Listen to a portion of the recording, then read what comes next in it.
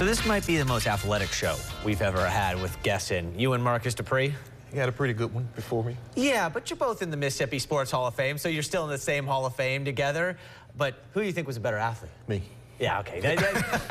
That's coming from. So, Savante, you get into the Mississippi Sports Hall of Fame. How big of a deal was that for you? It's huge, man. It was a big deal because that was something every year around October is when they announced for the previous year. Mm-hmm. And when I got the call this year, it was, man, it was a relief because, again, I look every year and I'm like, crap, missed it this year, hopefully next year. And you always look forward to seeing what great athletes have come from Mississippi, see their story.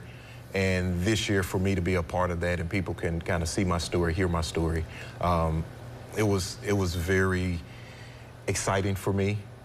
Came for a perfect time. It was also doing the Olympics, so. Yeah, and when you really think about it, think about the great people that you're in with. That's how I always try to quantify Hall of Fames is no one goes in as a, bigger Hall of Famer than another. You're just in the group together. Sure, in baseball, there's the first ballot and that kind of stuff. But for this Hall of Fame, everyone is together. Everyone is at the same level of plaque and all those things. That's cool, isn't it? I mean, when you have the Archie Mannings, you have the Walter Paytons, the Jerry Rices. Jeez. I mean, some of the great track stars. Yep. And so this one here, you talked about the class this year. You had Eli Manning. Right. Arguably one of the greatest talents to ever come through Ole Miss. You had Jimmy Smith, arguably one of the best receivers in the NFL, who's still not in the Hall of Fame, but he'll get there. Yeah, they're trying. And even when you have Coach DeWeese at MRA, who's one of the winningest high school basketball coaches, and again, just to be included with that group, it really makes me appreciate the hard work that I put into it initially to be in this place now. Do you help anyone now? Oh, yeah. I've been, quote-unquote, coaching for probably 10 years. And, Where do you coach? It's all individual coaching. A lot of the talent that comes through Mississippi, and we have a ton of talent, start at some of the talent that comes through Mississippi to some of the high schools in the area.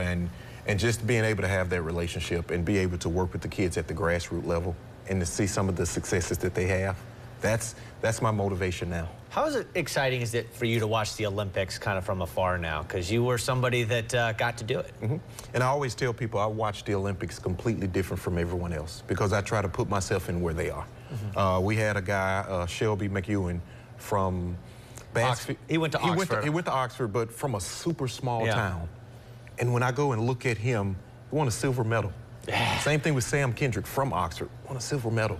And so I go and think, okay, yeah, he didn't win a gold medal, but you look at the joy that he brought to his community, to his school, to his family, to his friends. And that's what the Olympics embodies. It embodies, while you have the big stage, but there's still people who helped you get there along the way. And how tough was your event compared to others? It is technical. It is, everything has to go right.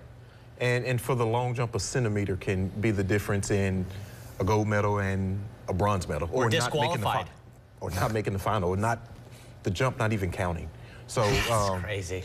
We talked before about football and some of the other sports, but in track, if you're not in the 99 percentile of your best that day, you're not going to compete because the competition is so strong. You look at the 100.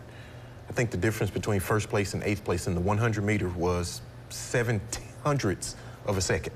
That's faster than you can snap your finger between first place and eighth place.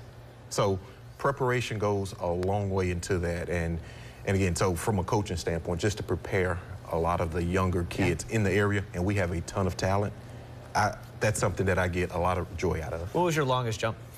28 feet. 28. So, and people look at, all right, 28 feet, that's far. School just started. 28 feet is the equivalent of a school bus.